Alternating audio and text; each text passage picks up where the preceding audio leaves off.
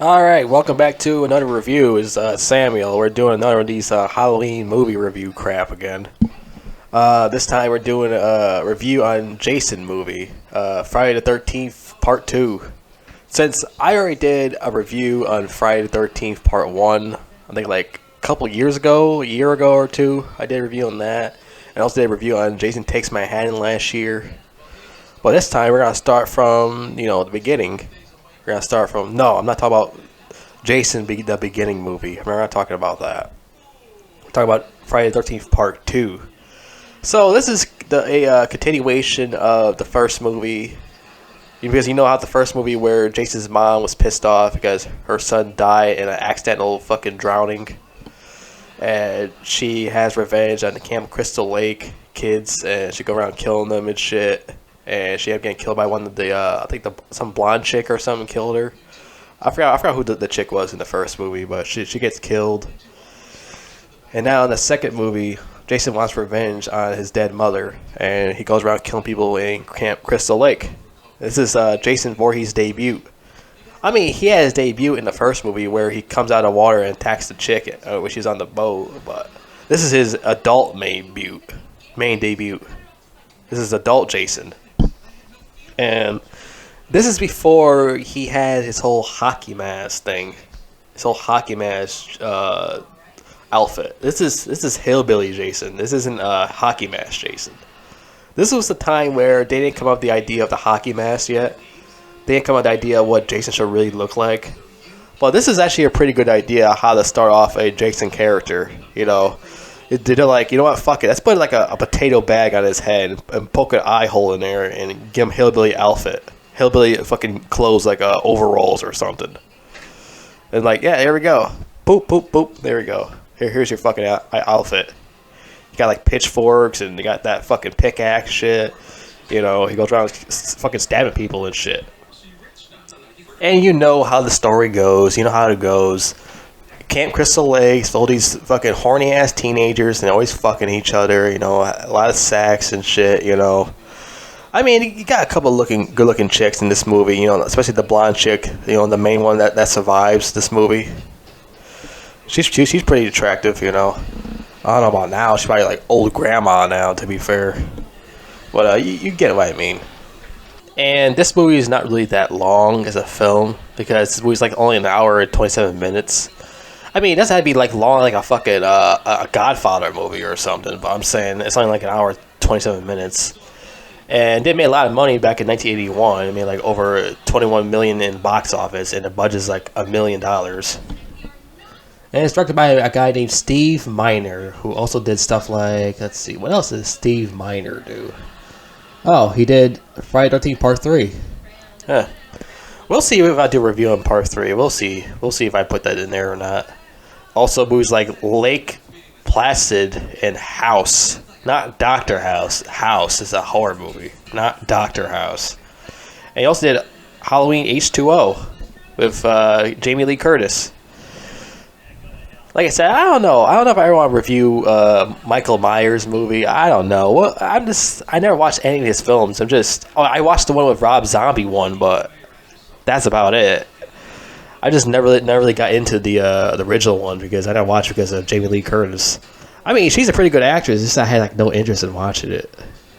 But we'll see in the future. But right now we're doing Friday the 13th with Jason Voorhees. So yeah, you know how this goes. And the action, I mean not the action. I mean the whole slasher scenes are not that bad. The whole all the killing scenes, it's not that bad.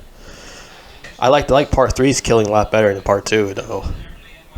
Which, Part 3 gets a lot of hate for some reason. I don't know why Part 3 gets a lot of hate. I thought Part 3 was pretty good, to be fair.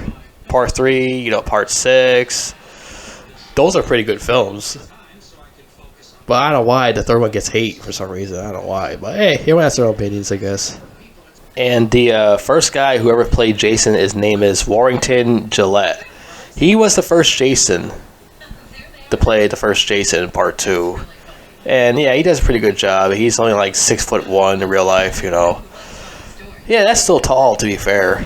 I mean, there's other Jasons like a lot taller than this actor, to be fair, than Warrington Gillette. But he does a pretty good job playing the character, you know. And, you know, I already explained already how this movie goes. Like I said, a bunch of horny teenagers show up to Camp Crystal Lake to fuck. Jason gets pissed off because, you know, what happened to his mother, so he put on his hillbilly outfit and goes around killing these motherfuckers. Going, huh, huh, huh. Well, wait, that's not how hillbilly sounds like. Well, that's not like people getting killed by Jason, but it goes another fucking way. You know how hillbillies talk, like, they talk all fucking southern and shit, but you know Jason doesn't talk, so he just go around stabbing people and shit. I'll tell you a couple of scenes. Like, one scene, fucking Jason slashed some kid in the face in a wheelchair. He fucking stabbed two people when they were having sex. Which, you know, that's pretty high. You know, the two people are fucking, all of a sudden he just, yeah, fucking stabs right through them and shit. Like fucking shish kebab or some shit. Then later on, fucking, he's chasing after this fucking chick, you know, rips her fucking sweater off and shit. I thought that was pretty hot. He chases after her in that fucking shed and finds his dead mom's head or something like that in there. And she freaks out or something, and she grabs the paste for her, to fucking stab Jason. He's like, I was like, ugh, and stabs him and shit. And like she gets out of there, but at the end, fucking she gets put into like the mental hospital or something. I think that's the part where she gets like straitjacket or something like that. Do you think she's crazy or something? That's what I remember. Like, that's what happened. She gets like put in like a straitjacket or some shit. I tell you, that guy killed everybody. I didn't do anything. Well, anyways, I found this trivia shit. When the filmmakers asked Adrienne King to reprise her role as Alice, she said that she wanted to be on screen for a short period of time because she was an obsessed fan who was stalking her. Oh, no, wait. There was an obsessed fan who was stalking her, broke into her apartment, and she was fearful for her life. Oh my god, come on, lady. Buy a gun then, you're so fucking afraid of these people. Had numerous encounters with an obsessed fan, the situation escalated into a stalker case, and she decided to avoid any further acting opportunities. All because one guy wants to fuck you? That's why you want to just stop everything? So she decided to just do fucking voice acting ever since that shit happened. Oh, come on, lady. All because one guy wants to fuck you, you just want to just completely stop everything. Stop your whole fucking acting career. No, I'm just going to do fucking voice acting roles instead so I can hide from these fucking creeps. Just buy a gun, lady. Go get a fucking gun permit or something. Like, oh god, people were just so stupid back in those days in the 80s. Well, whatever. Dumbass. Anyways, let's see here. What else is here?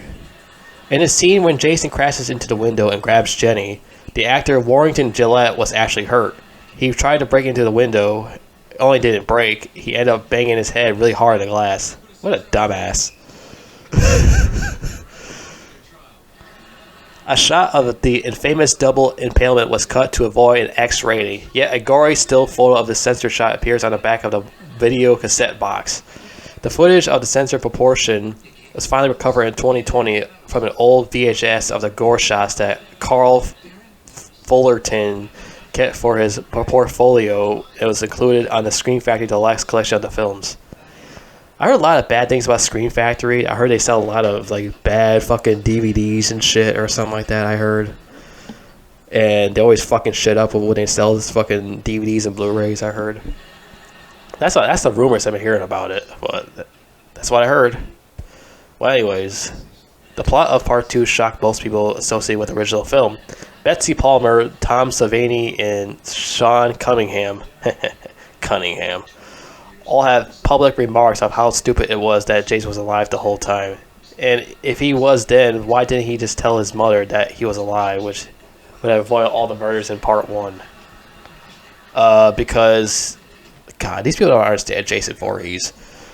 Fucking idiots. I'm not even going to explain it. Like, these actors are dumb. Well, anyways, that's all I'm going to fucking read about Part 2. Yeah, this movie's decent. I don't mind this movie. I like Part 3 more than Part 2, to be fair. This is not a bad movie.